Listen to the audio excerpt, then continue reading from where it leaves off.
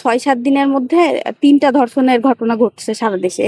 গতকাল যারা হইছে তাদের থেকে হয়তো পরবর্তী দিন আমি হতে পারি। তো আমি আমার নিজের সচেতনতার জায়গা থেকে আমি এই অবস্থান কর্মসূচি পালন করছি। পূর্বেও যেটা দেখে আসছি যে বাংলাদেশে ধর্ষণ হলে সেটার হচ্ছে বিচার এত দীর্ঘ হয়, যেটার ফলে হচ্ছে মানুষ যে ভয় বা আতঙ্ক বা সবকিছু মিলায়ে হচ্ছে এটাই মানে শাস্তিটা তো হয়ই না, বরঞ্চ হচ্ছে বলা যায় যে শাস্তির যেই প্রসেস সেটা ফলো করতে যে হচ্ছে আরো বরঞ্চ অন্যরা অনুপ্রাণিত হয়ে যায় যে আচ্ছা যাই হোক, যাই হোক না কেন, আমি যাই করে ফেলি না কেন, আমি হয়তো বা হচ্ছে প্রশাসনের সঙ্গে কোনো না কোনো ভাবে অথবা হচ্ছে জামিনের মাধ্যমে বের হয়ে আসতে পারবো।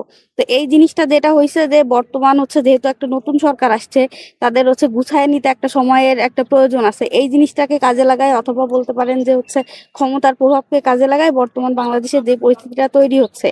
একে তো হচ্ছে ধর্ষণ হচ্ছে, যেটা হচ্ছে আমার কাছে মনে হয়েছে যে একমাত্র শুধু আইনের ব্যবস্থার কারণে এই জিনিসটা হচ্ছে না, এর পেছনে রয়েছে হচ্ছে আমাদের সামাজিক যে একটা হচ্ছে অবক্ষয়।